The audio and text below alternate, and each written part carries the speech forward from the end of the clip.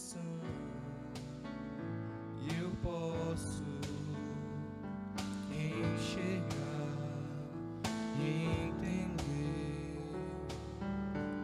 Se eu me humilhar diante do teu altar e sacrificar aquilo que me custar, tu inclinarás os teus ouvidos ao meu clamor. Mas vale um dia no centro do teu querer, que toda a vida sem jamais te conhecer. Tu és minha fonte, minha colheita, minha herança.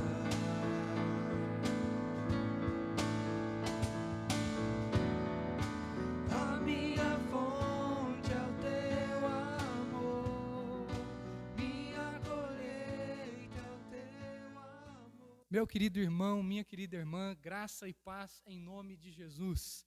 Estamos aqui reunidos em culto público de adoração, de louvor e de glórias ao nome do nosso Deus. Muito felizes porque nós podemos adorar ao Senhor, temos liberdade de culto no nosso país, no nosso estado, na nossa cidade. É para isso que eu quero convidar você nesse momento a parar tudo o que você está fazendo e concentrar toda a sua atenção neste momento, onde nós vamos adorar e louvar ao nome do nosso Deus. Estamos distantes fisicamente, mas o Espírito do Senhor nos une, o Espírito do Senhor nos aproxima e hoje nós vamos louvá-lo e bendizê-lo de todo o nosso coração. É para isso que eu quero convidar você então a fechar os seus olhos, a curvar a sua cabeça. Vamos nesse momento ter uma palavra de invocação, de exaltação e de adoração ao nome do nosso Deus. Vamos orar ao Senhor. Quero que você convide aí os seus parentes próximos, que você pare tudo que você está fazendo, para que agora nós possamos aprender da palavra de Deus e louvar e bendizer o nome do nosso Senhor. Vamos falar com Deus em oração nesse momento, invocando o nome do Senhor, certos de que Ele é Deus onipresente. Ele está comigo aqui, Ele está com você, Ele sempre esteve conosco. E nós nesse momento simplesmente paramos para nós destinarmos parte do nosso tempo, parte do nosso ser, parte daquilo que nós somos em culto e louvor ao Senhor. Feche os seus olhos, vamos falar com Deus em oração. Querido Deus, te exaltamos e te bendizemos neste momento. Queremos louvar ao Senhor porque o Senhor é o nosso Deus, Deus que fez os céus, a terra e tudo que há. Não há outro igual a ti. Suplicamos ao Senhor que venha derramar a tua graça sobre nós, a tua misericórdia, e que esse momento de culto e de louvor, de adoração ao nome do Senhor, seja santo, ó Deus. Santifica-nos na tua palavra. A tua palavra é a verdade. Nós oramos, ó Deus, certos da tua presença, guiando-nos neste culto em nome de Jesus. Amém e amém. Quero convidar você a continuar a nossa liturgia com um momento de confissão de pecados. Abra sua Bíblia comigo na primeira carta de João, capítulo 1. Nós leremos o versículo de número 9.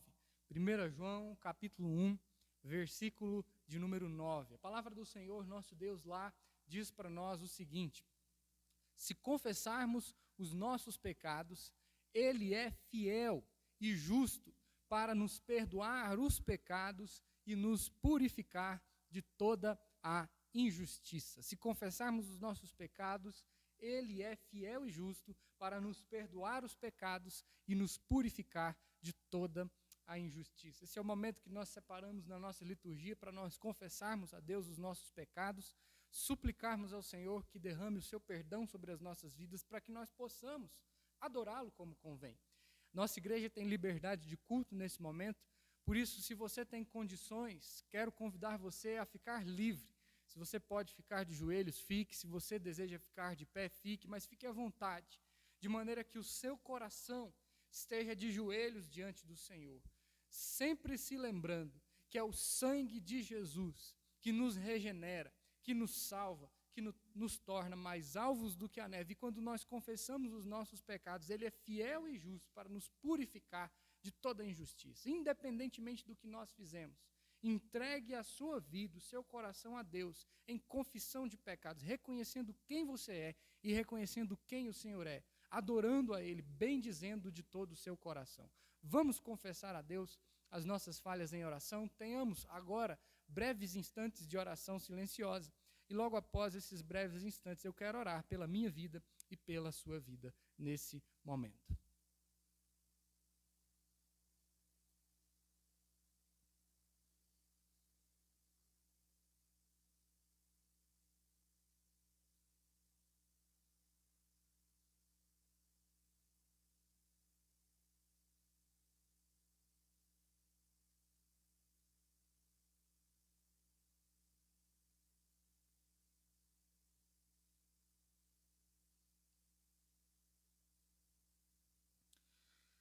Querido Deus, sabemos que falhamos com o Senhor. Falhamos com o Senhor, ó Deus, no nosso falar. Falhamos com o Senhor, ó Deus, no nosso pensar, no nosso agir, no nosso andar. E queremos pedir ao Senhor que em nome de Jesus nos perdoe. Queremos pedir ao Senhor que em nome de Jesus nos aceite. Restaura-nos, ó Deus, a sorte, de maneira que agora, lavados pelo Senhor, somos purificados. Confessamos diante do Senhor as nossas falhas, as nossas transgressões, certos de que o Senhor é Deus, que nos aceita, que nos perdoa e que nos torna mais parecidos com o Teu Filho Santo Jesus. Tem misericórdia de nós, ó Deus, perdoa-nos. Nós suplicamos e oramos em nome de Jesus. Amém e amém. Ainda na nossa liturgia, nós temos um momento de intercessão, no qual nós separamos para suplicar ao Senhor que venha de encontro às nossas necessidades. E por isso eu quero convidar você a continuar a leitura da palavra do Senhor, ainda em 1 João, mas no capítulo 2, do versículo de número 15 ao versículo de número 17. 1 João 2, 15 a 17, a palavra do nosso Deus diz assim: Não ameis o mundo, nem as coisas que há no mundo. Se alguém amar o mundo, o amor do Pai não está nele. Porque tudo o que há no mundo, a concupiscência da carne, a concupiscência dos olhos e a soberba da vida, não procede do Pai, mas procede do mundo. Ora, o mundo passa, bem como a sua concupiscência. Aquele, porém, que faz a vontade de Deus, permanece eternamente. Aquele, porém, que faz a vontade de Deus, permanece eternamente. O mundo, de fato, é mau. O mundo, de fato, tem dores, tem problemas. E talvez, meu querido irmão, minha querida irmã, você esteja enfrentando dores, lutas, problemas, aflições que estão difíceis de suportar. Se você tem passado por dias difíceis, esse é o momento que nós separamos para nós clamarmos a Deus que traga sobre nós o socorro em hora oportuna. O versículo 17 nos diz que aquele que faz a vontade de Deus permanece eternamente. Aquele que está confiado no Senhor, aquele que crê no Senhor e que se submete à sua vontade. Por isso, se você tem algo a colocar diante de Deus, eu quero dizer para você, submeta-se à vontade do Senhor, confie no Senhor de todo o seu coração, porque aquele que confia, aquele que permanece na vontade do Senhor, esse estará eternamente seguro nos braços do Pai. Se você tem algo a colocar diante do Senhor, eu quero convidar você, fique de pé, eu quero orar nesse instante, então, pela sua vida. Querido Deus, os meus irmãos e irmãs que aqui se colocam de pé têm entendido que há lutas, há dissabores, há aflições e dores, ó Deus, que são difíceis de suportar. Mas nós queremos crer que o Senhor é o nosso Deus e que, confiados no Senhor, na sua vontade, no seu querer, nós temos o melhor para as nossas vidas. Tem misericórdia de nós, ó Deus, porque muitas vezes nós sofremos e nós padecemos com tantas dores que esse mundo traz, com tantas aflições que esse mundo traz. Estamos no mundo, ó Deus, e o mundo é mau, bem como as suas coisas. Mas nós queremos confiar, ó Deus, que no mundo o Senhor há de nos guardar. Nós queremos confiar, ó Deus, que o Senhor é o nosso pastor e que por isso nada nos faltará. Por isso os meus irmãos e irmãs que aqui se colocam de pé entendem, ó Deus, que o Senhor é aquele em quem nós podemos confiar. Eleva os olhos para os montes, de onde me virá o socorro? O meu socorro vem do Senhor que fez os céus e a terra. E aqui, ó Deus, nós nos colocamos diante do Senhor. Que o Teu socorro cubra, ó Deus, as nossas vidas e que nós sejamos guardados pelo Teu Santo Espírito. Nós oramos e nós clamamos isso em nome de Jesus. Amém e amém. Ainda, meus irmãos, em 1 João, mas agora no versículo de número 29 do capítulo 2, eu gostaria que você abrisse a palavra do Senhor lá comigo. O texto sagrado nos diz, 1 João 2, 29, se sabeis que ele é justo, reconhecei também que todo aquele que pratica a justiça é nascido dele. O versículo 1 do capítulo 3 ainda diz, vede que grande amor nos tem concedido o Pai, a ponto de sermos chamados filhos de Deus. E de fato, somos filhos de Deus. Por essa razão, o mundo não nos conhece, porquanto não conheceu a Ele mesmo. E agora, com alegria no coração, e agora com júbilo no coração, nós como amados, nós como filhos de Deus, somos convidados a louvá-lo e a engrandecê-lo de todo o nosso coração.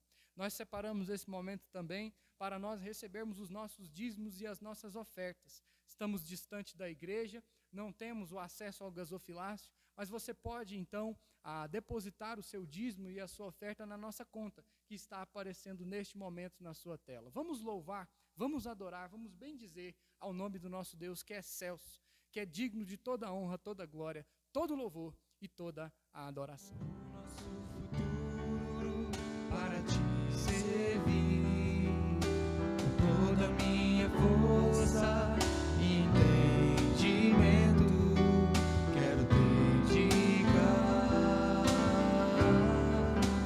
o meu lar a ti.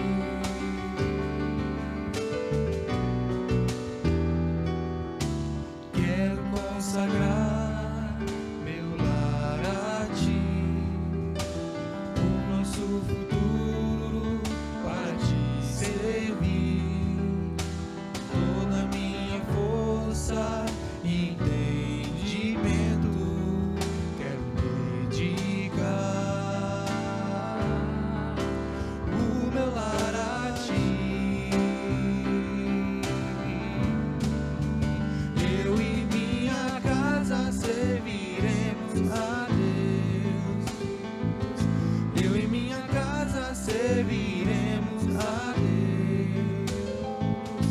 Eu e minha casa serviremos a Deus com alegria.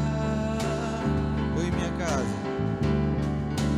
Eu e minha casa serviremos a Deus. Eu e minha casa serviremos a Deus. Eu e minha casa serviremos a Deus com alegria.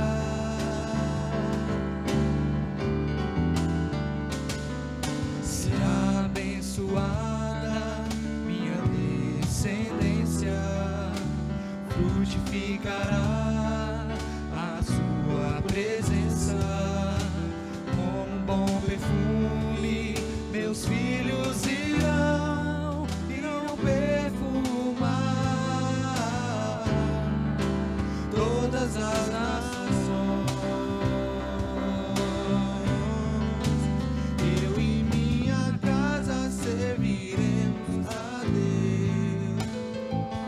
Eu e minha casa serviremos a Deus.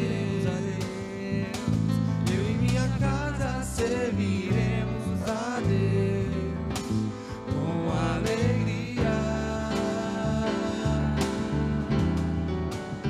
Eu e minha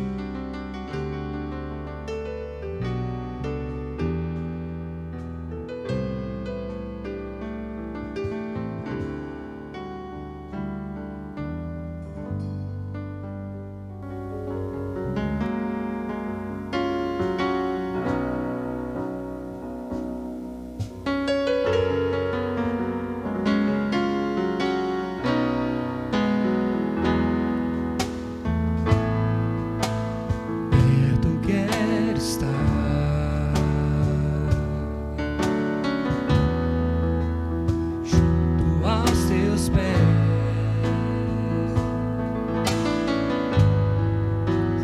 Pois prazer maior não há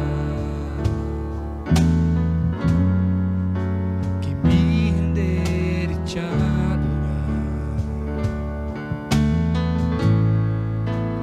Tudo que há em mim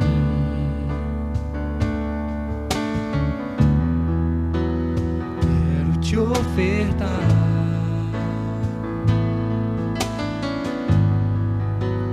Mas ainda é pouco, eu sei, se comparado ao que ganhei. Não sou apenas servo, seu amigo me tornei. Te louvarei.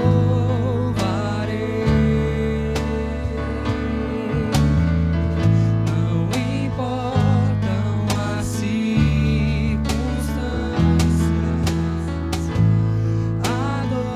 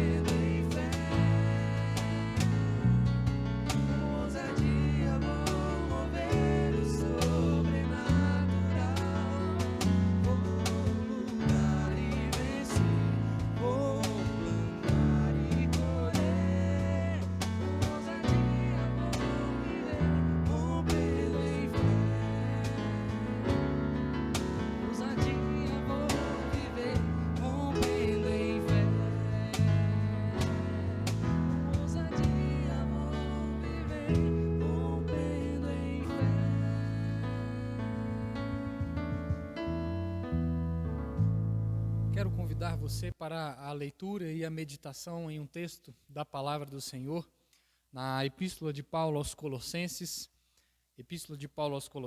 capítulo 1, versículo 9 ao versículo de número 12. Colossenses 1, 9 a 12. Hoje damos continuidade à nossa série, a história da revelação bíblica, nesta carta do apóstolo Paulo para a igreja de Colossos. Colossenses, capítulo 1, versículo 9 ao versículo de número 12. Convido a igreja, mesmo sentado, mas com toda a reverência à palavra de Deus, para acompanhar a leitura. O texto sagrado nos diz assim: Por esta razão, também nós, desde o dia em que o ouvimos, não cessamos de orar por vós e de pedir que transbordeis de pleno conhecimento da sua vontade, em toda sabedoria e entendimento espiritual, a fim de viverdes de modo digno do Senhor, para o seu inteiro agrado, frutificando em toda boa obra e crescendo no pleno conhecimento de Deus, sendo fortalecidos com todo o poder, segundo a força da sua glória, em toda a perseverança e longanimidade com alegria, dando graças ao Pai que vos fez idôneos, à parte que vos cabe da herança dos santos na luz. Feche os seus olhos, vamos falar com Deus mais uma vez em oração. Querido Deus, queremos pedir ao Senhor que nessa oportunidade venha nos edificar com a Tua palavra. A Tua palavra é lâmpada para os nossos pés, luz para os nossos caminhos, e suplicamos ao Senhor que, pela graça do Teu Espírito Santo, venha nos iluminar, direcionar e trazer as verdades necessárias para que nós possamos ser servos melhores do Senhor. Oramos certos de que o Senhor está conosco e de que o Senhor vai falar conosco em nome de Jesus. Amém e amém. David Allen, escritor, palestrante e empresário norte-americano, escreveu um livro com o título A Arte de Fazer Acontecer. A Arte de Fazer Acontecer. O assunto principal do livro: metas e planejamento da vida. Às vezes, então, meus irmãos, pensando nisso, nós temos o hábito de organizar tudo aquilo que faz parte do nosso mundo exterior por meio de metas e planejamento da vida. Não sei se você já parou para pensar isso. Nos preocupamos muitas vezes com a casa, nos preocupamos com as coisas do trabalho, nos preocupamos com a nossa escola, com os nossos filhos. Temos a nossa mente voltada em quase todo o tempo para nós mantermos as coisas externas, as coisas que nos cercam, debaixo de um controle. A maioria de nós inicia o dia já numa correria enorme. Nós dizemos, eu tenho que fazer isso, mas antes eu preciso fazer aquilo, e aí no meio disso surge um outro assunto que talvez seja urgente, e quando nós observamos, estamos totalmente imersos em fazer a vida acontecer. Quando, na verdade, meus irmãos, se pararmos para observarmos bem, nós estamos muito perdidos. E essa é, na maioria das vezes, a nossa realidade. Quando nós falamos sobre o nosso mundo externo, nós muitas vezes nos perdemos. Mas é interessante que quando nós falamos sobre o nosso mundo interno, sobre a realidade do nosso coração, às vezes nós tratamos a vida interna com um certo desprezo, ou nós não damos a devida importância ao mundo interno como nós deveríamos. Nós estamos, meus irmãos, tão preocupados com a vida externa, que nos esquecemos, na maioria das vezes, da vida interna, da vida interior, do eu do nosso coração. E nesse livro de David Allen, o autor nos chama a atenção, porque o convite que ele faz para nós é para nós olharmos para dentro de nós mesmos e para nós tentarmos organizar a nossa intimidade, o nosso coração, o nosso eu interior, para depois nós tentarmos organizar as coisas da vida externa. O que é interessante é que o autor nos ensina, no livro, uma teoria chamada GTD, em inglês, Getting Things Done, que é traduzido da seguinte maneira para a nossa língua: fazer as coisas acontecerem. É justamente a arte de fazer acontecer, fazer as coisas acontecerem. E para fazer as coisas acontecerem, o autor se apropria de 3 hábitos, para, de uma maneira ou de outra, inseri-los na nossa rotina semanal e nos fazer mais organizados. O primeiro hábito é anote tudo. Grave tudo. Tenha sempre com você uma folha e uma caneta para que você possa anotar tudo. O segundo hábito é mantenha o seu ambiente de trabalho sempre limpo, organizado, arejado. E o terceiro hábito é tenha uma caixa de entrada de tarefas. E aí, meus amados, uma das coisas que o autor não diz, mas que nós, como crentes no Senhor Jesus, como cristãos, nós precisamos fazer para nós avaliarmos o nosso mundo interior, é a oração.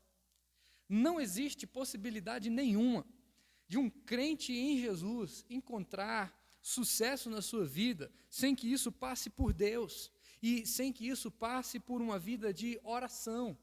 Nós, meus irmãos, não vamos fazer uma avaliação adequada da nossa existência, do nosso coração, se nós não tivermos o auxílio de Deus, e por isso Ele nos deixou a sua palavra. E na palavra de Deus, meu querido, nós temos muitas orientações para que nós possamos olhar para o nosso eu interior, reavaliar como está a nossa vida em todas as áreas e fazermos as coisas acontecerem, a arte de fazer acontecer da maneira que Deus espera que nós assim façamos. E é por isso que, sem dúvida nenhuma, meus irmãos, uma das melhores maneiras de nós organizarmos a nossa vida e de nós reavaliarmos o nosso mundo, tanto externo como também interno, é através da oração. E nós estamos diante de uma carta que foi escrita num momento quando o apóstolo Paulo ora por uma igreja, a igreja de Colossos. A cidade de Colossos ficava na província romana da Ásia, região que hoje faz parte da Turquia. A igreja dali, meus irmãos, não tinha sido fundada por Paulo, e pelo que parece, Paulo ainda não havia estado lá quando ele escreveu essa carta. Muito provavelmente foi Epáfras, um dos companheiros de trabalho de Paulo, que tenha sido o primeiro a anunciar o evangelho em Colossos. E Paulo estava na cadeia e tinha recebido a notícia de que falsas doutrinas estavam sendo ensinadas aos cristãos de Colossos. Por isso ele escreveu essa epístola, para combater esses falsos ensinos e para trazer aos cidadãos da cidade de Colossos a fé verdadeira, um retorno à fé verdadeira e uma mensagem que os encorajasse a voltarem a essa fé. Quando nós lemos, meus irmãos, a carta de Colossenses, nós claramente percebemos que aquela igreja estava enfrentando uma série de dificuldades. A primeira dificuldade que aquela igreja estava enfrentando era que aquela igreja estava tendo uma relação de interesse com o mundo, um certo paganismo, as coisas do mundo estavam atraindo alguns membros daquela igreja. A segunda grande dificuldade que nós enxergamos era de que aquela igreja estava tendo interesse por uma heresia chamada gnosticismo, que acreditava que você conseguia evoluir com a sua mente, precisando sacrificar tudo aquilo que é físico, tudo aquilo que é material, porque tudo que é material, segundo essa heresia, é mal. E aí, segundo essa heresia, era necessário enfatizar as coisas do Espírito, porque isso te levaria talvez aí para um plano mais elevado, para um patamar mais elevado de conhecimento. E esses pensamentos estavam entrando dentro da igreja. E é claro, quando essas heresias entravam, de alguma forma elas manchavam o Evangelho.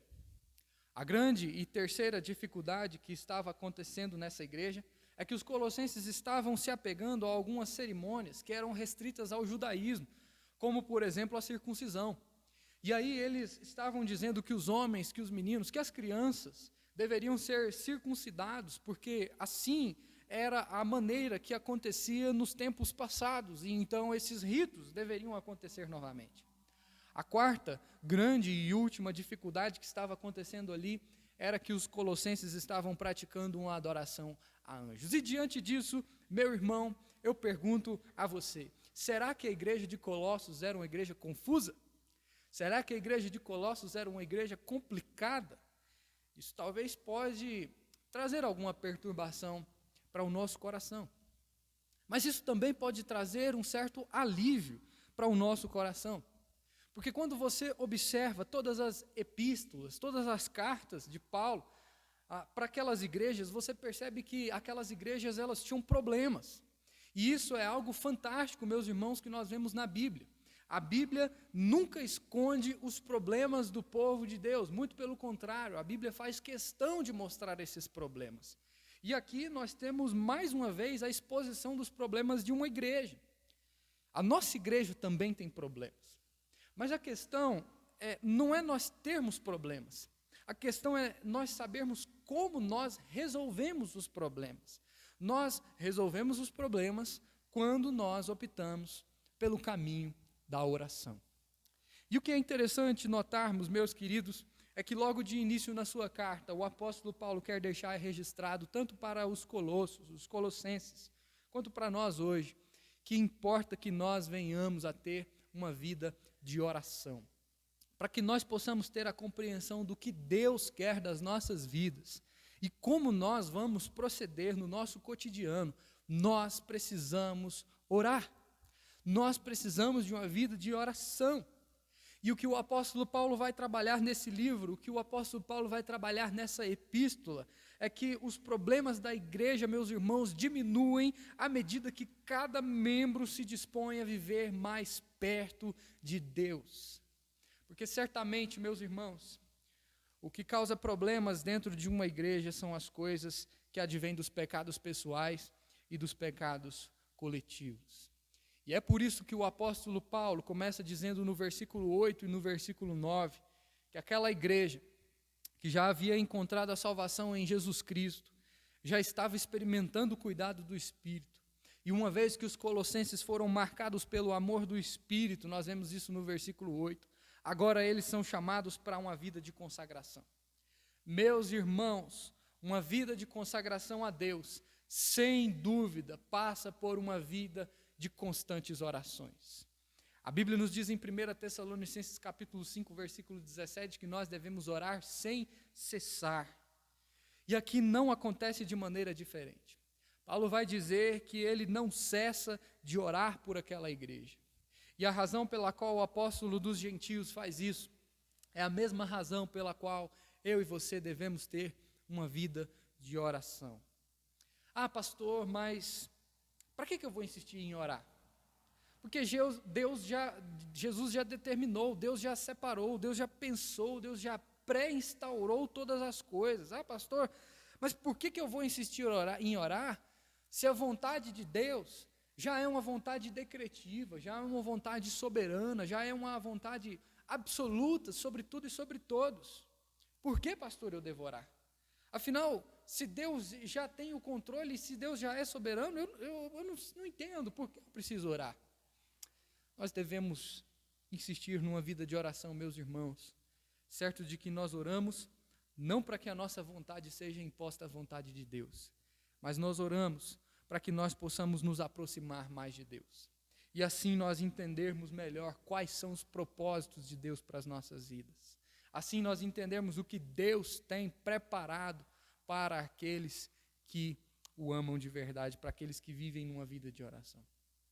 Eu acho interessantíssimo o que C.S. Lewis nos diz sobre a oração. C.S. Lewis nos diz: eu oro porque eu não posso me ajudar. Eu oro porque eu estou desamparado. Eu oro porque a necessidade flui de mim o tempo todo, acordado e dormindo. Eu oro sabendo que isso não muda Deus, isso me muda. Eu oro sabendo que isso não muda Deus, isso me muda. Esse então é o tema que eu quero propor para nós refletirmos nessa oportunidade. Por que insistimos na oração? Por que nós devemos insistir na oração? Deus, meus irmãos, não precisa da minha ou da sua oração, nós sabemos disso. Mas por que nós ainda assim precisamos orar? Eu quero dizer para você, num momento, meus irmãos, tão difícil como esse que nós vivemos hoje, é crucial que nós venhamos a ter uma vida de oração. E o apóstolo Paulo estava orando pela igreja de Colossos, porque aquele momento também era delicado. E por isso ele vai nesse texto aqui nos ensinar pelo menos 3 razões quanto a por que nós devemos insistir na oração. Porque eu e você também devemos insistir em uma vida de oração. E a primeira razão, então, meus irmãos, que nós aprendemos aqui com Paulo no texto, é que nós devemos insistir na oração para vivermos de modo digno do Senhor. Devemos insistir na oração para vivermos de modo digno do Senhor. Paulo diz isso para nós lá no versículo 9, quando no versículo 9, na verdade, e no versículo 10, ele nos mostra por que ele permanece em oração. Paulo aqui, ele está orando, meus irmãos, e ele não cessa de orar, porque ele sabe que a vida cristã é uma batalha espiritual. E assim também, se nós queremos uma vida direcionada por Deus, direcionada pela vontade de Deus, nós precisamos orar. É por isso que no versículo 10 o apóstolo nos diz por qual razão ele insiste na oração. E essa mesma razão deveria ser presente nos corações dos membros da igreja de Colossos. No versículo 10, o texto nos diz que a primeira razão pela qual Paulo insiste na oração é para que os crentes de Colossos, olha lá, vivam de modo digno do Senhor. E aí para nós também, a primeira razão pela qual nós, eu e você, devemos insistir na oração é para que nós também vivamos de modo digno do Senhor. Nós vivemos, meus irmãos, em muitas circunstâncias, de acordo com os nossos padrões. Nós somos norteados por aquilo que nós queremos, por aquilo que vai ser o melhor para nós, por aquilo que nos agrada. No entanto, o que nós estamos aprendendo aqui é que nós devemos insistir na oração para que nós possamos viver de modo digno do Senhor. Não é viver de acordo com o que nós queremos, não é viver de acordo com a nossa própria inspiração, não é viver de acordo com o nosso próprio desejo, é de acordo com o que o Senhor quer de nós. Talvez o nosso problema é que nós temos um hábito viciante de ter ali nas pautas das nossas orações coisas que vão nos trazer benefício próprio, coisas que vão realizar a nossa vontade como aquilo que é prioridade. E o que Paulo está nos ensinando aqui é que a oração não deve ser realizada para que a nossa vontade aconteça. Paulo nos diz que o desejo da sua oração é para que os colossenses sejam transbordantes de pleno conhecimento da vontade do Senhor. Ou seja, meus irmãos, nós insistimos na oração, nós mantemos-nos firmes na oração para vivermos de modo digno do Senhor, de uma maneira que agrade a Deus. Paulo vai dizer aqui que ele não cansa, Paulo diz que ele não cessa, ele fala isso lá no versículo 9, que ele não para de orar. Para quê? Para que haja um transbordamento, para que haja um derramamento da vontade de Deus sobre a vida daquela igreja. E para que isso aconteça, os crentes de Colossos precisavam ter um pleno conhecimento. Pleno conhecimento. Essa aqui era, meus irmãos, uma expressão muito usada pelos gnósticos, esses filósofos que alguns cristãos estavam tentando trazer para dentro da igreja, criando ali algumas heresias. Por isso que o apóstolo Paulo faz questão de usar essa expressão duas vezes. Ele usa ela tanto no versículo 9 quanto no versículo 10. Mas a ideia de Paulo, logicamente, era de um pleno conhecimento, não dessa ciência secular, não dessa filosofia pagã, mas era do pleno conhecimento da vontade de Deus. Quando nós aprendemos que nós devemos orar para nós vivermos de modo digno do Senhor, nós aprendemos que isso acontece para o inteiro agrado de Deus, para vivermos de acordo com o pleno conhecimento de Deus. E o versículo 10 usa bem essa palavra aqui, né? Para o inteiro agrado de Deus. Essa é uma palavra que tem um sentido interessante aqui no texto. Essa palavra grega aqui, inteiro, ela nos dá a ideia de literalmente tudo. É como se tudo fosse agradável, literalmente tudo fosse agradável a Deus. E também que, de fato, Deus se satisfaz quando nós buscamos viver inteiramente, completamente, absolutamente, com todo o nosso ser, segundo a vontade dEle, segundo o desejo dEle. Essa que precisa ser a nossa busca. Eu preciso estar certo de qual é a vontade de Deus para a minha vida, como indivíduo, como ser vivente. Qual que é a razão de eu e você estarmos no mundo, qual que é o propósito de Deus para as nossas vidas. Quando nós insistimos em orar, nós fazemos isso. Porque, em primeiro lugar, quando nós insistimos em orar, nós vivemos de modo digno do Senhor. E à medida, meus irmãos, que nós vivemos de modo digno do Senhor, mais nós entendemos a vontade do Senhor. E mais nós entendemos qual é o objetivo da nossa vida, qual é o objetivo da nossa história. E talvez você está escutando essa mensagem hoje e você está aí talvez um pouco embaraçado nessa questão. Talvez você não consegue entender qual é o propósito central da sua existência, qual é o objetivo da sua vida. E o apóstolo Paulo então nos convida a nós termos uma relação de intimidade com Deus, porque através da oração, através desse relacionamento íntimo, pessoal com Deus, nós conheceremos a vontade de Deus e, por consequência, buscando a vontade de Deus, conhecendo o Senhor, nós conheceremos o nosso verdadeiro propósito, o verdadeiro objetivo da nossa existência. Busque, meu irmão, a Deus em oração, para que Ele revele para você qual é o pleno conhecimento da vontade dEle. Busque, meu irmão, a Deus em oração, para que você viva de modo digno do Senhor, para o inteiro, absoluto, completo agrado dEle. Somente assim você vai entender qual é o real propósito de Deus para a sua vida e de tudo o que acontece com você. Eu quero dizer para você nessa oportunidade, Deus tem planos para a sua vida. Deus tem planos para a sua vida. Não há um ser humano sequer, quanto mais filho de Deus, que não tenha planos de Deus muito claros para a sua vida.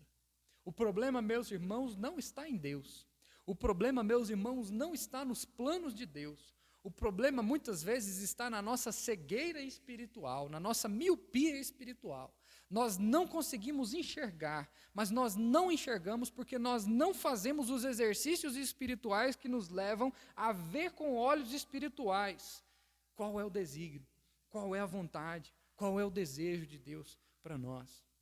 Nós estamos, meus irmãos, às vezes envolvidos com tantas coisas, atentos a tantos detalhes externos, a situações que nos cercam, que nós acabamos perdidos, que nós acabamos dispersos no meio desse mundo. E Deus está nos convidando aqui para uma conversa.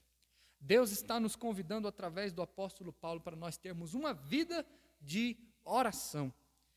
E aí é interessante nós pararmos e pensarmos aqui nesse momento. Porque eu e você precisamos, eu quero dizer para você, pare de viver dizendo, pastor, eu já oro o tempo todo. Eu e você precisamos de tempo com Deus, tempo de oração com Deus. Pare de viver dizendo, pastor, eu já oro o tempo todo, eu já oro no trânsito, eu já oro no trabalho, eu já oro em casa, eu já oro no banheiro, eu já oro quando eu estou fazendo isso, quando eu estou fazendo aquilo. Pare. A Bíblia diz para nós que sim, nós devemos orar sem cessar, mas você precisa de tempo com Deus. Assuma a sua responsabilidade de tirar um momento do seu dia para que você tenha tempo para orar.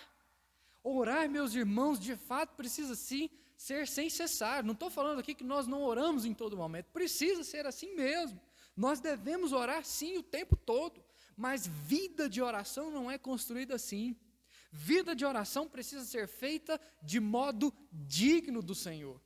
O Senhor Jesus Cristo, quando Ele está pregando o Sermão do Monte, Ele nos diz que nós devemos fazer algo interessante, né? Lá em Mateus capítulo 6, versículo 6, Ele diz o seguinte, entra para o seu quarto, fecha a sua porta, ore ao seu Pai que está em secreto, e o seu Pai que tudo vê em secreto, então te recompensará.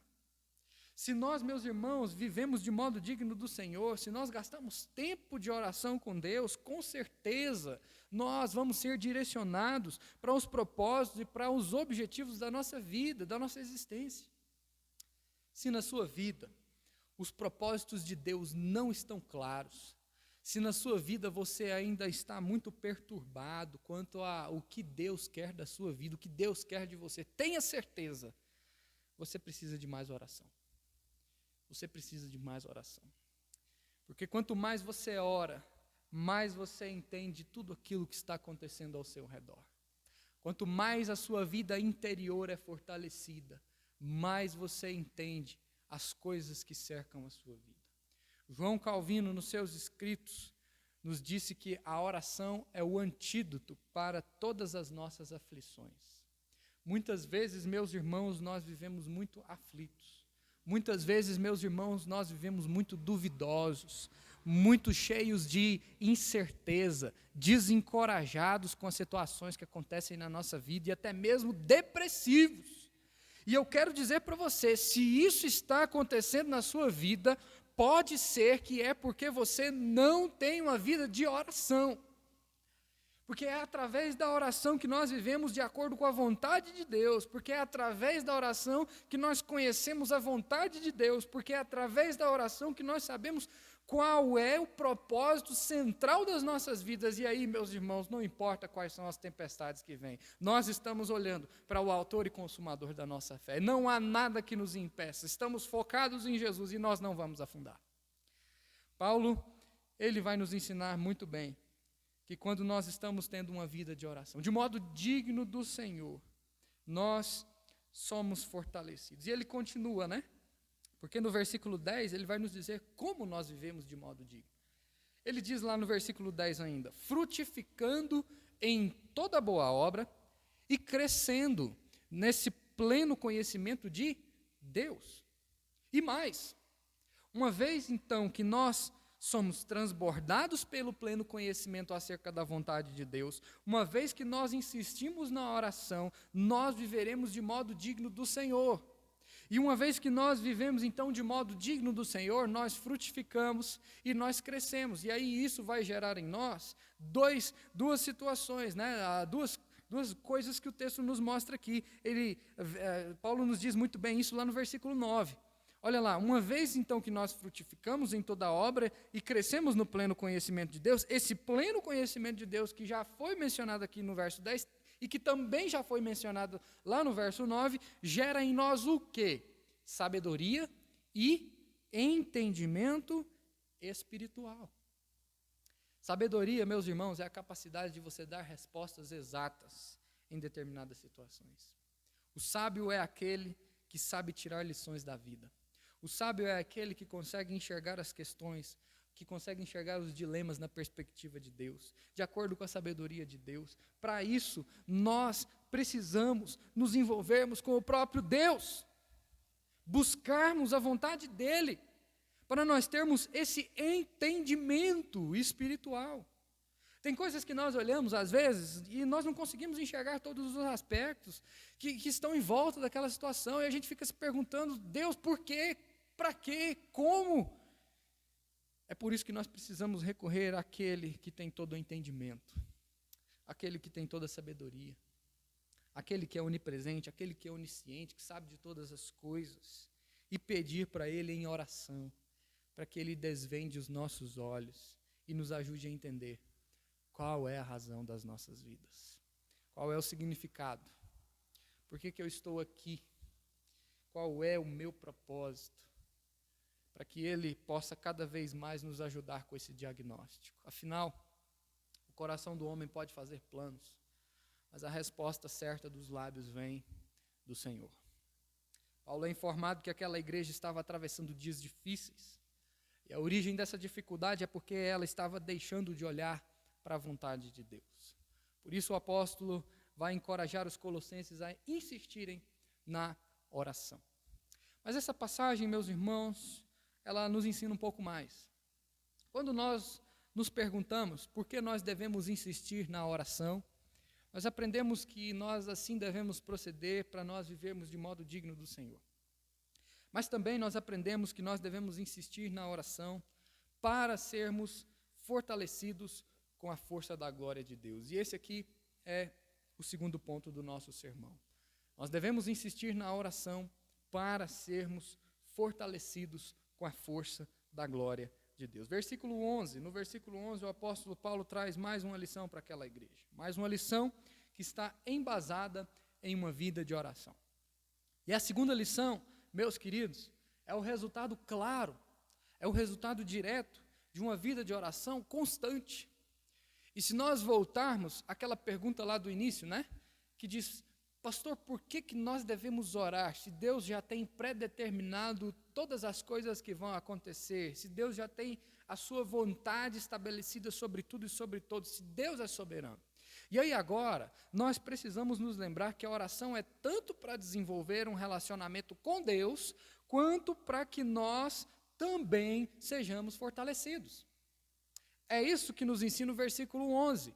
Sendo fortalecidos com todo o poder, segundo a força da sua glória, em toda a perseverança e longanimidade com alegria.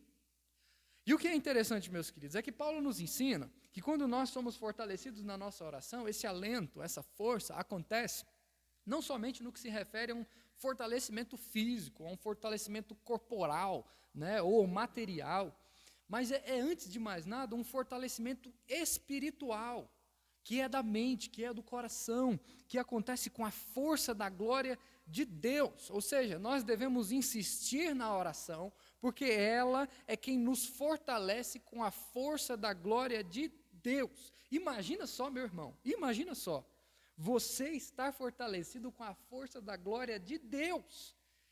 E é isso que o apóstolo está nos ensinando aqui, e o que Paulo diz é que esse fortalecimento, olha só, ele é direcionado a pelo menos 3 áreas. Primeira área que nós aprendemos aqui no versículo de número 11, sendo fortalecidos com todo o poder, segundo a força da sua glória. E aí ele vai citar 3 áreas em que nós somos fortalecidos. A primeira área, a força da glória de Deus gera em nós perseverança.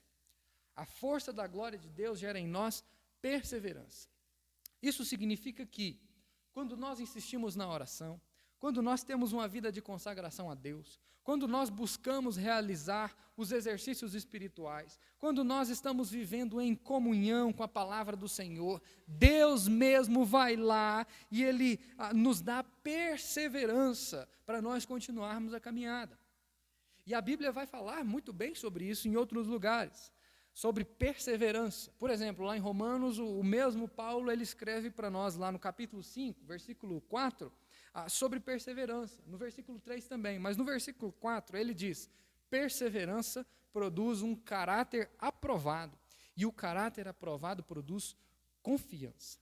Mas uma segunda área que essa força da glória de Deus gera em nós, é que a força da glória de Deus gera em nós perseverança, mas o texto no versículo 11 diz também que essa força da glória de Deus gera em nós longanimidade. Então, quanto mais você ora, quanto mais você tem uma vida que você recebe do Senhor essa força da glória do Senhor, e você é capacitado por essa força, mais é gerado por Deus no seu coração perseverança, e mais é gerado por Deus no seu coração longanimidade.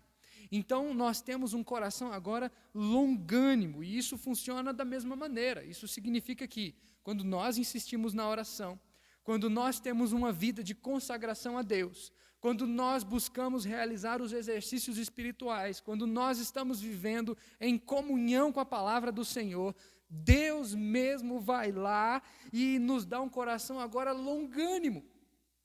E a Bíblia também fala sobre longanimidade, não é? Lá em Gálatas no capítulo 5, no versículo 22, a longanimidade, nós aprendemos lá, é um fruto do Espírito.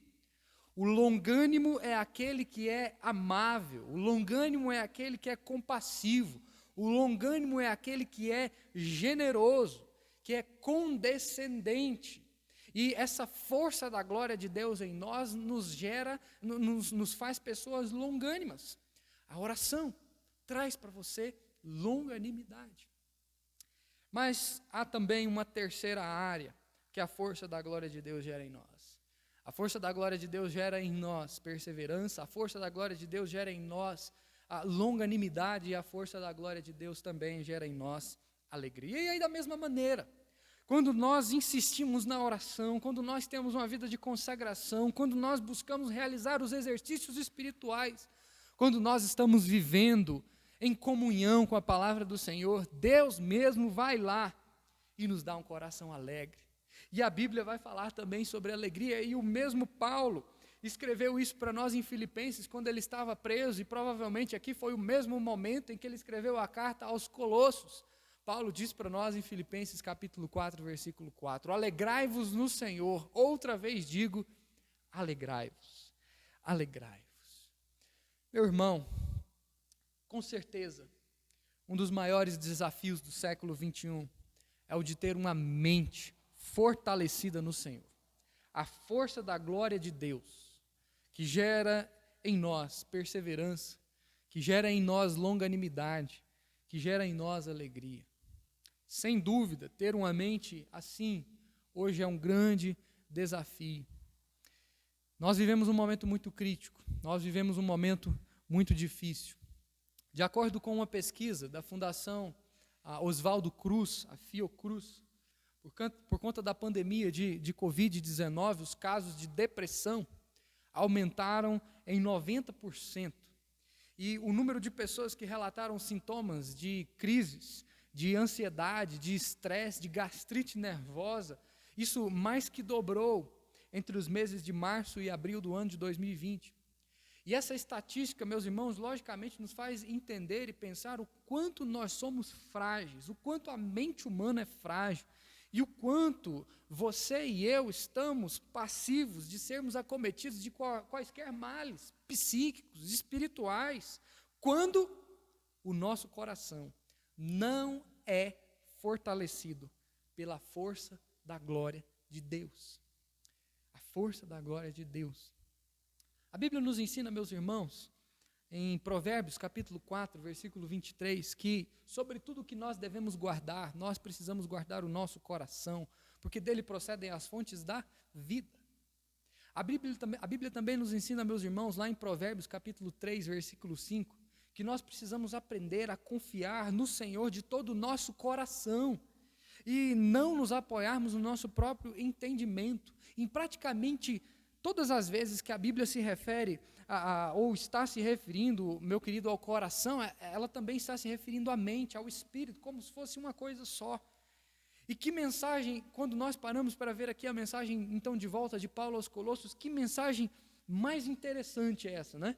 Porque se você considerar aqui as influências filosóficas que estavam tentando alcançar a mente e o coração dos membros daquela igreja, mais você vai ver o quanto era importante que aquela igreja fosse constante numa vida de oração, numa vida de consagração, de clamor a Deus. Porque somente, meus irmãos, por meio de uma vida de oração é que os colossenses poderiam estar centrados, é que os colossenses poderiam estar fortalecidos, consolidados, sustentados pela força da glória de Deus, que gera em nós perseverança, que gera em nós longanimidade, que gera em nós alegria. O Senhor Jesus Cristo, no Evangelho de João, capítulo 17, nos ensinou que nós devemos orar, para que nós desenvolvamos comunhão com o Pai, e para que a verdade de Deus seja efetiva nos nossos corações. E Jesus disse o seguinte lá para nós: a favor deles eu me santifico, a mim mesmo, para que eles também sejam santificados na verdade. O que nós precisamos, meus irmãos, é entender que a verdade de Deus é o melhor para as nossas vidas. E que nós precisamos orar para que essa verdade seja presente nas nossas mentes e nos nossos corações. Nós precisamos orar para que essa verdade seja clara nas nossas mentes. Nós precisamos orar para que nós sejamos fortalecidos segundo a força da glória de Deus, com perseverança, com longanimidade, com alegria. É por isso que eu quero dizer para você que nós só vamos ser assim fortalecidos quando nós entendermos que nós precisamos insistir na oração. Quando nós entendermos que nós precisamos de uma vida de oração, assim como Jesus fez lá em João 17. Só assim, só lá, nesse momento, é que nós seremos fortalecidos com a força da glória de Deus. John Piper, certa vez, disse o seguinte: enquanto você não entender que a vida cristã é uma guerra, você não entenderá para que serve a oração na sua vida. Enquanto você não entender que a vida cristã é uma guerra, você não vai entender para que serve a oração na sua vida. E diante disso, o que eu gostaria de dizer para você nessa oportunidade é que nós Só estaremos fortalecidos para as batalhas que nos são impostas dia após dia, se nós insistirmos numa vida de oração. Se nós insistirmos numa vida constante de clamor a Deus. Eu e você precisamos de uma vida de oração. É por isso que essa igreja aqui, meus irmãos, tem semana de oração. É por isso que essa igreja aqui, meus irmãos, tem relógio de oração das mulheres. É por isso, meus irmãos, que essa igreja aqui no ano de 2021 vai ser encorajada ao jejum e à oração. E a liderança da igreja já está pensando nisso. É por isso, meus irmãos, que essa igreja aqui foi e sempre será sustentada desde lá de um ano de 1984 até a volta do Senhor Jesus, porque a força da glória de Deus é quem nos capacita para que nós sejamos perseverantes, para que nós sejamos longânimos, para que nós sejamos alegres e para que nós não venhamos a desistir de uma vida de oração, de termos uma vida marcada pela oração. Nós precisamos de uma vida constante de exercício devocional. Leitura da palavra e oração. Tempo de oração. Gastar tempo com Deus orando. Essa era uma marca que, sem dúvida nenhuma, era presente na vida do apóstolo Paulo. E ele estava deixando isso tanto para os colossenses, quanto ele deixa isso para nós hoje. Quando nós nos perguntamos por que nós devemos insistir na oração, nós aprendemos que assim nós devemos proceder para vivermos de modo digno do Senhor. É o que nós aprendemos como primeiro ponto dessa mensagem. E segundo, para nós sermos fortalecidos com a força da glória de Deus. Essa força que gera em nós perseverança, essa força que gera em nós longanimidade, essa força que gera em nós alegria. Por último, para que nós possamos insistir e por que nós devemos insistir na oração. Nós aprendemos que devemos insistir na oração para sempre agradecer ao Pai pelos méritos de Cristo na cruz. Esse é o terceiro ponto da nossa mensagem. Devemos insistir na oração para sempre agradecer ao Pai pelos méritos de Cristo. Nós aprendemos isso agora no versículo de número 12, quando o versículo diz, dando graças ao Pai, que vos fez idôneos, a parte que vos cabe da herança dos santos na luz. No versículo 12, meus irmãos, o apóstolo Paulo conclui a sua oração. Ele está orando pela igreja de Colossos. E ele conclui a sua oração, é interessante, né? De uma maneira interessante, de uma maneira aqui extremamente didática. Porque agora, Paulo está orando, e logo a seguir, no versículo 13, Paulo vai falar sobre a obra de Cristo Jesus. Você pode ler depois na sua casa a continuidade do texto. Mas antes de falar sobre a obra de Cristo Jesus, na sua oração mesmo, Paulo já é cristocêntrico. Ele já começa a esboçar ali um certo vislumbre pela obra de Cristo na cruz. Ele já começa a expor de maneira didática acerca de Cristo durante a sua oração. E ele lembra aos colossenses, uma igreja aqui, que se nós lembrarmos, né, lá do nosso contexto, que está tendo dificuldade quanto à adoração ao Senhor Jesus, que foi graças então ao Pai, pelo Filho, que eles agora foram feitos idôneos numa herança. E essa herança é uma herança dos santos na luz. Se você se lembrar das dificuldades que aquela igreja estava enfrentando, que aquela igreja tem, você vai trazer à sua memória, meus irmãos, o fato de que eles estavam sofrendo influências do judaísmo. E isso poderia ser algo que causasse certas complicações no que se refere à pregação sobre o evangelho redentor de Jesus Cristo. É graças a Jesus, meus irmãos, que tanto a igreja de Colossos, quanto nós hoje temos acesso ao Pai. É somente graças ao Filho. Temos acesso à vida eterna, graças à obra redentora do Filho, derramando o seu sangue na cruz, e ali então, gerando em nós uma herança maravilhosa, uma herança guardada para nós. E Paulo vai dizer isso agora do versículo 13 ao versículo 15, quando ele continua o texto. Ele vai dizer lá que nós fomos libertos do império das trevas. Ele vai dizer lá que Cristo é a imagem do Deus invisível. Ele vai dizer lá que Cristo é o primogênito de toda a criação e que tudo foi criado por meio dele, para ele. E é justamente por isso que no versículo 12, nas palavras finais da oração de Paulo, ele vai usar duas expressões belíssimas para se referir aos méritos de Cristo na cruz. A primeira expressão é a palavra herança. Veja bem lá no versículo 12, nós fomos feitos ali, como ele diz, né, idôneos à parte do que vos cabe da herança. E essa palavra herança é a palavra clero. Ela, na tradução grega, tem o sentido de garantia. É como se nós agora tivéssemos garantia ou posse. Nós temos a garantia da nossa salvação em Jesus Cristo. Nós, de fato, tomamos posse da vida eterna. Muitas vezes os nossos irmãos pentecostais, eles falam isso, né? Mas não está errado, não. É possível, sim, nós falarmos que nós tomamos posse da vida eterna. A grande questão é que nós acreditamos que nós tomamos posse, não porque nós fizemos algo para isso, mas porque o Senhor Jesus garantiu a nossa herança.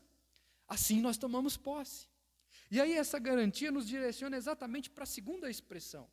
A segunda expressão é a palavra santos, ou hagion. E a palavra santos, na tradução grega, tem o mesmo sentido de garantia, ou de posse, que tem a palavra herança. Mas essa palavra santos aqui, ela tem uma pequena diferença. Porque essa palavra santos é justamente a que tanto nós conhecemos como separados. O santo é separado. E isso, meus queridos, é porque o Senhor Jesus, de fato, quando morreu na cruz, nos separou para Ele. Nós agora fomos feitos santos nele. E como um motivo importantíssimo, o apóstolo Paulo conclui essa passagem nos ensinando que nós devemos insistir na oração para agradecer ao Pai pelo que o Filho fez por nós na cruz. O Filho, quando morreu na cruz por nós, nos deu uma herança e nós tomamos posse dessa herança. O Filho, quando morreu por nós na cruz, nos separou para Ele e agora nós somos santos do Senhor. Mas nós precisamos olhar para isso aqui e pensarmos de fato na oração. E lembrarmos que a nossa oração, e nós devemos insistir na oração, para agradecer ao Pai pelo Filho, pelos méritos do Filho, pelos méritos de Jesus Cristo. Muitas vezes, meus irmãos, nós oramos pedindo. Muitas vezes, meus irmãos, nós oramos entregando problemas. Muitas vezes, meus irmãos, nós oramos louvando porque nós adquirimos uma casa, porque nós adquirimos um carro. Muitas vezes, meus irmãos, nós oramos agradecendo por um livramento, agradecendo por uma provisão financeira. E eu quero dizer para você, não tem nada de errado com isso. Você deve sim orar por cada uma dessas razões. Mas eu quero perguntar a você, nessa oportunidade, o quanto você ora agradecendo a Deus Pai, porque Jesus Cristo, o Filho, morreu na cruz por você?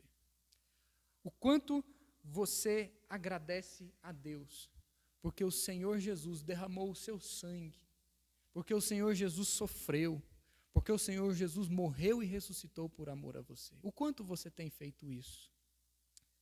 Porque esse, meus irmãos, sem dúvida, deveria ser o primeiro motivo das nossas orações todos os dias. Não importa se a sua vida hoje está rodeada por problemas. Não importa se a sua vida hoje está rodeada por bênçãos. Você precisa agradecer ao Pai pelo Filho. Porque quando o Pai nos envia o Filho, e o Filho morre por nós, e o Filho nos garante a salvação, e nós tomamos posse dessa salvação, nós já temos a solução de todos os conflitos das nossas vidas. Você já tem a maior das respostas de todas as orações, porque Jesus já veio, Jesus já morreu, Jesus já ressuscitou, para que você, crendo nele, você não pereça, mas você tenha a vida eterna. Nós devemos insistir numa vida de oração, gratos a Deus Pai, por Deus Filho e através do Deus Espírito. É por isso que eu quero concluir este sermão, lembrando a você da nossa introdução.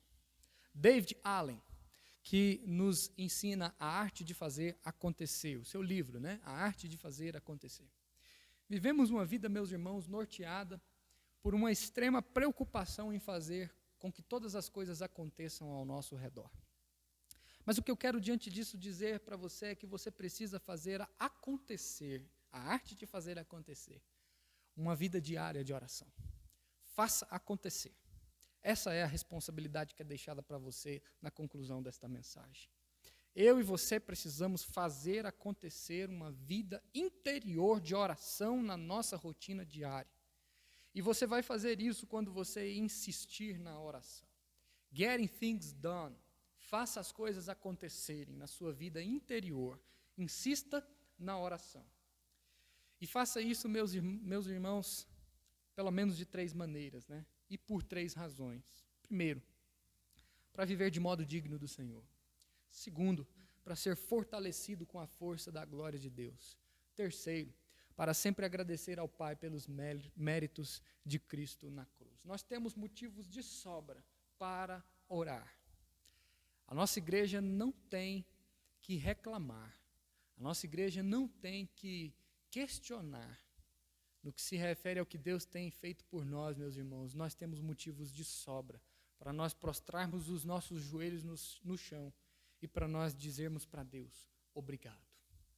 Por isso, quando você pensar em desanimar, lembre-se de que é a sua responsabilidade fazer as coisas acontecerem também na sua vida interior, porque essa, sem dúvida, é a sua vida mais importante. A vida interior, sem dúvida, é a vida mais importante, porque é nela que nós temos a nossa vida com Deus, é nela que nós temos a aplicação da nossa vida devocional diária, é nela que nós temos a constante de orações que nós fazemos e devemos praticar dia e noite.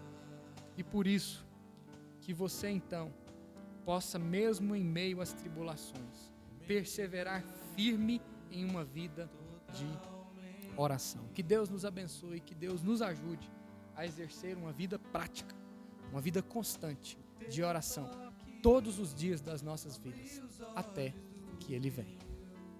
Vamos falar com Deus mais uma vez em oração. Querido Deus, perdoa-nos quando nós não gastamos tempo com oração. Precisamos, ó Deus, insistir na oração. Esses motivos que nos foram apresentados aqui, ó Deus, são apenas alguns dos tantos que o Senhor nos mostra na sua palavra, pelos quais nós devemos orar. Por isso nós queremos, ó Deus, solicitar ao Senhor, pedir ao Senhor, nos perdoe, porque muitas vezes nós falhamos contigo no nosso compromisso devocional. Tem misericórdia, ó Deus, da tua igreja e dá a ela a consciência de uma vida devocional ativa, com leitura da palavra, com oração, porque somente assim, ó Deus, é que nós seremos fortalecidos no Espírito do Senhor, na força da glória do Senhor, para entendermos a tua vontade, ó Deus, maravilhosa para as nossas vidas. Pedimos ao Senhor que nos direcione através do teu Espírito Santo, e assim nós oramos, em nome de Jesus. Amém e amém.